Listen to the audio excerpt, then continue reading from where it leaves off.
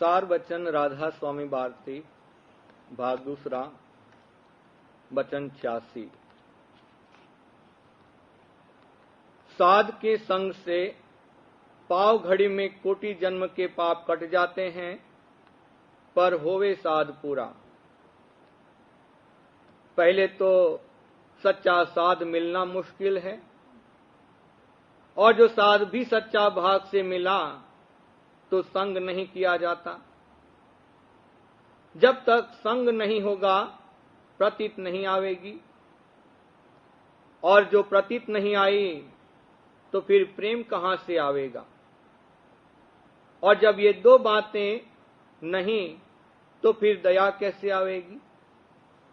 और जो साध सदगुरु की दया नहीं प्राप्त हुई तो फिर कार्य भी पूरा नहीं होगा। इससे मुख्य संग है।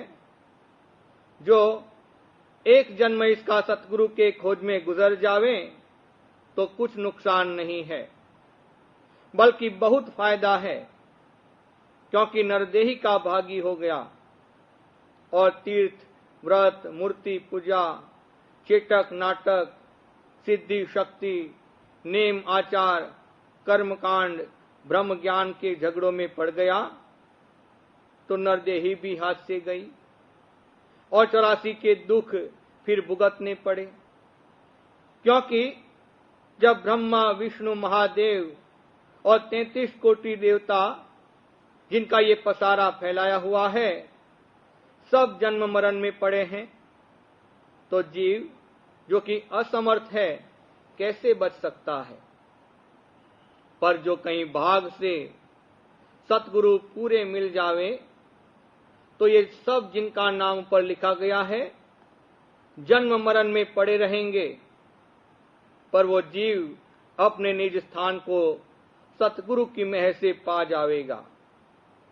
जो इस वचन की प्रतीत नहीं है तो संतों के वचन की गवाही ले लो, और जो न इस वचन की प्रतीत है और न संतों के वचन पर निश्चय है तो 84 का रास्ता खुला हुआ है, चले जाओ। वचन 87। ग्रंथों और पोथियों में जो नाम लिखा है उसके पढ़ने और जप करने से कुछ हासिल नहीं होगा। नाम का रास्ता साध के संग से प्राप्त होगा, पर यह कहना उनके वास्ते है जो खोजी हैं, संसारियों के वास्ते ये उपदेश नहीं है। वचन 88। संसार के बंधनों की जड़ अहंकार है। जैसे माला में मुख्य सुमेर है, जब सुमेर को पकड़ लिया तो कुल दाने माला के हाथ आ गए, और जो उसमें से सूत को निकास लिया तब सब दाने अलग हो गए। इसी तरह जिनके ऊपर सतगुरु की कृपा है उन्होंने अहंकार की जड़ काट दी है और सब संसार के भोगों की वासना को हटाकर केवल एक सतगुरु वक्त से अपना रिश्ता बना लिया है, लगा लिया है। उन्हीं की नरदेही सुफल है। और जिनको ये बात हासिल नहीं है तो वो मनुष्य की सूरत हुए तो क्या पशु है। और ये वचन सत्संग के वास्ते हैं। दुनियादार बजाय मानने के झगड़ा करने को तैयार होंगे।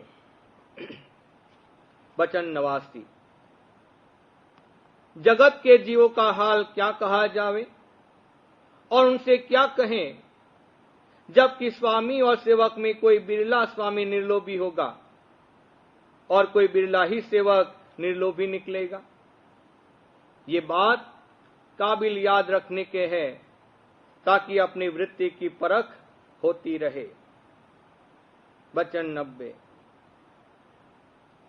सतगुरु की सेवा और शब्द की कमाई से हौमे रूपी मैल को दूर करना चाहिए, तब मालिक राजी होगा।